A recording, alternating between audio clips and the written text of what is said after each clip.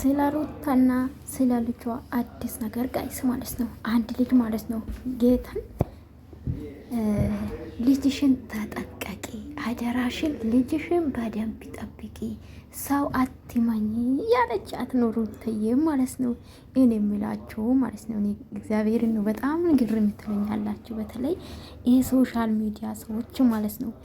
እኔ ገብቼ የሩታን ጓዳ እኔ ካላቦካሁት ወይም ደግሞ እሷን ኑሮ ካልኖርኩ አላችሁ እሷን እኔ ይቅርታ አድርጉልኝ ባየውን አስታት ሰጡ ዲቴል ግን በሰው ህይወት መግባትን አልፈልግም። እውነት ለመናገር ማንም የሩታን ልጅ የሚወስድ ሰው ይኖራል ብዬ አላስብም። ማንም ወስድም እንዴ ምን ሆናችሁ ነው?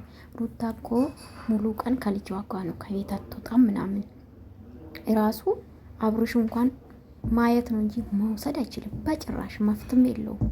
የማየት መፍት አለው እንጂ የመውሰድ መፍት የለውም ማለት ነው። ለምን ልጅ ገና እንኳን አንድ ወር ያልሞላ ልጅ ተውና የ5 ዓመት ራሱ መውሰድ አይችልም። ገባችሁ አይደለ? ለምን ልጅ ህፃን ልጅ ማደግ ያለበት ከእናትና ከእናት ጋር ገባችሁ አይደለ? በጣም ነው የምትገርሙኝ። ማለት እኔ ከብቼ በቃ የእሷን ጭንቅላት ውስጥ እኮ ነው ገባችሁ። ጭራሽ ልጅቷን ያበላሻችሁ እናንተ ናችሁ።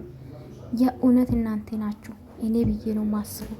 ልጅቷ ማለት ያልሆነ መንገድ እንድትሄድ ያደረጋችሁ እናንተ ናችሁ። እናንተን ብሎ ወዳጅ፣ እናንተን ብሎ ደጋፊ። እኔ ወዳጅ ማቆ ማለት ነው። ሩታ ይሄ መንገድ ትክክል አይደለም። ተረጋጊ። የወለድሽው ቅርብ ጊዜ ነው። እኔ የምናውቀው እንግዲህ ጋይስ የምናውቀው አንድ ራስ ወልዳ ክርስትና እስከምታነሳ ድረስ ስርዓት ይዛ ነው የምትቀመጠው አይደለ? ኦኬ ጊዜ ሊሆን ይችላል። የሶሻል ሚዲያም ስለሆነች ግድ ነው። ገባችሁ አይደለ? ከዛ በዘለለ ግን ጋይስ የማየውን ነገር ባታወሩ ደስ ይለኛል። እኔ በበኩል ልጅሽን ተጠንቀቂ፣ ማንም አትመኝ፣ ትክክል ነው። ግን ማን ነው የሩታን ልጅ የሚወስደው ነው እኮ ጋይስ? አብርሽ ነው የሚወስደው እንዴ? ቢወስድ ራሱ እኮ ልጁ ነው አይደለ? ግን በህግ ከደን ይሄ ገና ደም ምንም ያልጠነከረ ምንም ማቅ ልጅ መውሰድ አይችልም። ገባችሁ አይደለ? ግን ጋይስ ከቻላችሁ ማለት ነው እውነት ሩታን አብርሽ የምትወዱ ከሆነ ከምትከፋፈሉ እናንተ ናችሁ ቀሪ ብያችኋለሁ። አመናችሁም አላመናችሁም እኔና እናንተ ቀሪ ነን። እኔ በኩል ለምን እንደው ታውቃላችሁ ከነገሮቹ ብዙ ጊዜ ማለት ነው ለማንም ማላዳለው ሩታ ትክክል ስትሆን ትክክል ናት እላለሁኝ። በሰሩ ልክ ማለት ነው። እግዚአብሔር እኮ ነው የሚያውቀው ከካሜራ ጀርባ አይደለ? ከዛ ውጪ ግን ሩታውን የቪዲዮ ስትመጣ ይሄ ቦታ ትክክል አልነበረችም፣ ትክክል አይደለችም ብዬ አስተያየት ሊሰጥ ይችላሉ። ይሄ ደግሞ ጥላቻ አይደለም። ገባችሁ? ጥላቻ አይደለም። አብርሽም እንደዛ ሲያጠፋ ይናገራሉ። ይሄ ደግሞ ጥላቻ አይደለም። ሚዛናዊ የሆነ ነገር ነው እንጂ አብርሽ ትክክል ነው፣ ሩታ ትክክል አይደለችም። ሩታ ትክክል ናት፣ ሩታ ትክክል አይደለችም፣ አብርሽ ትክክል። ተቃራኒ መሆን የለብንም ብዬ አስባለሁ። አንድ ሰው ሲያጠፋ ያ ሰው ወክለን ነው መናገር ያለብን ብዬ ነው የማስበው። ገባችሁ አይደለ? ከዛ ውጪ ግን እኔ ካልኖርኩ የሩታን ኑሮ በእኔ አስተሳሰብ ማንም በነገራችን ላይ ያላወቃችሁ ነገር ልንገራችሁ። ገባችሁ? የልብ ሊሰማት ይችላል። እናንተ ጀግና ጎበዝ ስትሉ የልብ ሊሰማት ይችላል። ለምን በቃ አሳባን ሰው እንደደገፈ ስራውን ሰው እንደደገፈ ስለምትረዳ የበለጠ ነው ነገሮች የምትስተው ብዬ ነው ማስበው። ግን ብታጠፋ ባጠፋችሁ ሰዓት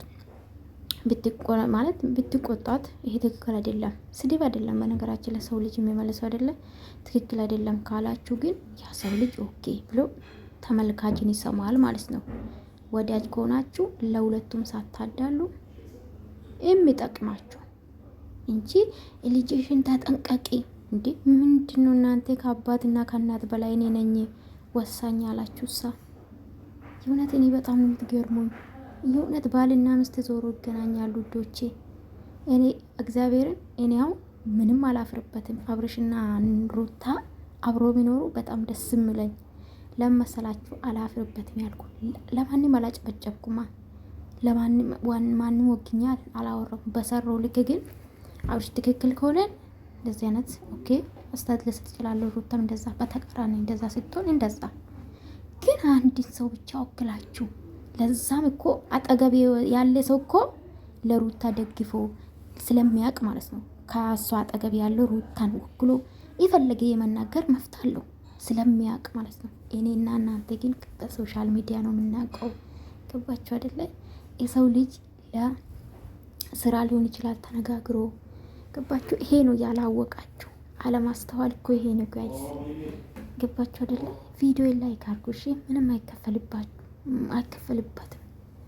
ትመጣላችሁ ግን እይታና ላይካችሁ ግን ብስማም ይቅር ይባላችሁ።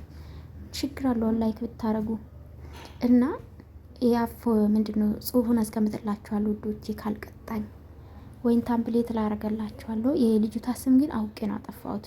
ለጥሩ አይደለም። በቃ እኔ ሰውን መጥቀስ አልፈልግም። እውነት ለመናገር ያ ኮሜንት ያደርገችው በጣም ነው ገረመች። ልጅሽን ተጠንቀቂ፣ ማንም አትመኝ፣ የእናትሽ የትም አትመኝ። ኧረ ተው ጋይስ፣ ኧረ ተው። እንዲሁም ከአብርሽና ከሄርሜላ ሳይሆን ያው መንጠቀቅ ያለበት በዚህ ዘመን የሰው ልጅን ይሰርቃሉ ምናምን። እሱ ያው ሰርቁ አይደለ ሰውን ብር የሚጠይቁ እነሱ ትክክል ነው። ግን አብርሽ እኮ ልጁ ነው። ምን ያደርጋል? አይገልም፣ አይውጥም።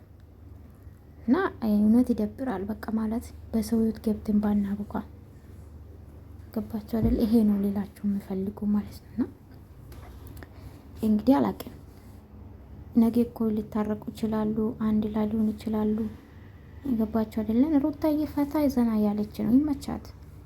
ገባችሁ? ግን እኔ አሁን ሩታ እኮ የፈለገች የማድረግ መፍት አላት። ግን እንደ አንድ ተመልካች እንደ አንድ ወዳጅ አስተያየት ሊሰጣት ይችላሉ። ትክክል እንዳልሆነ ስለገባኝም ነው። በነገራችን ላይ ህይወት እኮ ብዙ ነገር ታስተምራለች። ባይዘዊ ስላላገባችሁ ሰው በራሱ ጊዜ ህይወታችሁ ያስተምራል። ያንዳንዱ ነገር ትማራላችሁ። በተለይ ደግሞ እንደኔ የሚጠቅማችሁን ገባችሁ፣ ለህይወታችሁ የሚጠቅማችሁን ነገር የምታዩ የምታዳምጡ ከሆነ እውነት ትማራላችሁ። እኔ በህይወቴ የማይመጥንኝ ቦታ እያላይም ሩና ሩታ ተመጥኖኝ አይደለም፣ ግን ቪዲዮ ስለሚሰራ ከበፊቱ ስለሚከታተላቸው ነው።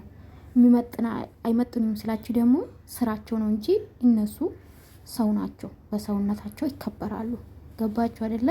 እና ተው ጋይስ ተው። ልጅ ማንም የሚሰርቅ ነገር የለም።